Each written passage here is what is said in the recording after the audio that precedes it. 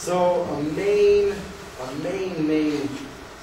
claim that my opponents made was that of the whole slippery slope, and that in the Netherlands it's going crazy. People are offing themselves because of depression and things like that, and that there's no way to regulate it in Oregon, and then claims such as this. But if we look at the model, there's standards that must be followed for a physician-assisted suicide to occur. Some of these models are: patients must make 2 oral requests separated by at least 15 days. Patients must provide a written request signed in the presence of 2 witnesses.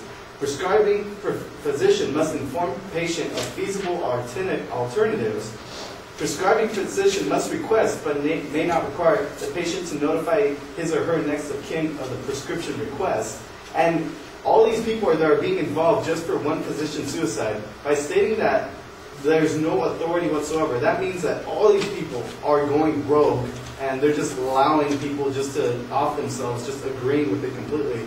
And to back that up, the amount of physician-assisted suicide for cancer patients accounted for 19 out of every 10,000 in Oregon in 1998. And this was provided by the annual statistics that Oregon gives off from the Human Resources Department.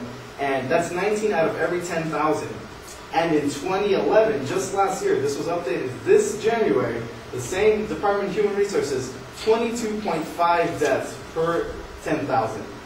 That's an increase of 3.5 deaths for how many years is that? 17? And so as you can see that it's not going crazy, it's not going out of whack.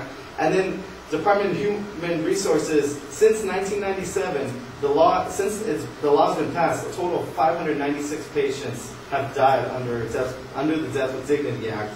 So it's a controlled way. It's not going out of control. And then my opponent also stated that why would people want to, donate their organs when they die? A man that was reported from CNN states that I am not suicidal, he says. I just know that it is a matter of time before I die and wish to do a good thing for those people who have a good life expectancy. And then they say, oh, there's alternatives that can prolong someone's life. And then the Center of Bioethics from University of Minnesota states drugs like morphine and sedatives can have negative consequences for patients who take them. Unwanted symptoms like pain or shortness or shortness of breath can also cause unwanted side effects like nausea, diarrhea, vomiting. And it's Marcia Angel, a medical doctor, states that to require dying patients to endure unbelievable suffering, as mentioned, that from morphine and other life-prolonging things, regardless of their wishes, is callous and unseemly. Death is hard enough without being bullied. Like the relief of pain, this too is a matter of mercy. And then my opponents also stated that by withdrawing, that there is a legal way to for patients to off themselves by withdrawing life support. And basically this kind of built my argument that I made earlier, that by declining food and hydration, wouldn't that cause starvation and dehydration?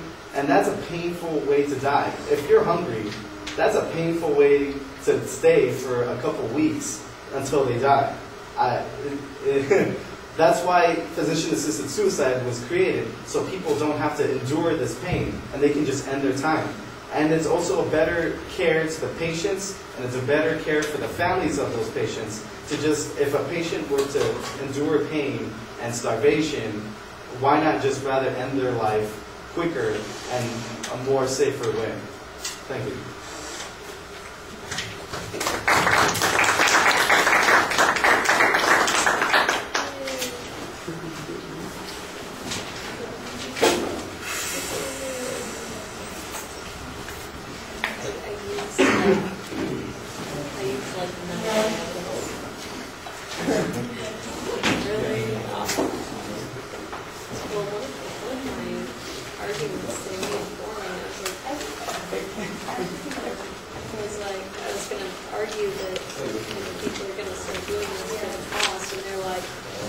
I'm going to post a an exit interview for you guys to fill out. Could you just make sure you bring that with you on Monday? We do have 2 debates that we're going to hear that day. So it's just questions for me, for the class. You know, they're like 8 or 9 prompts that I want you to just give me a response to. It's a lot more useful than the bubble forms are. So if you've got suggestions and ideas, I'd just like you to fill that out and bring it in. Thank you very much for keeping time.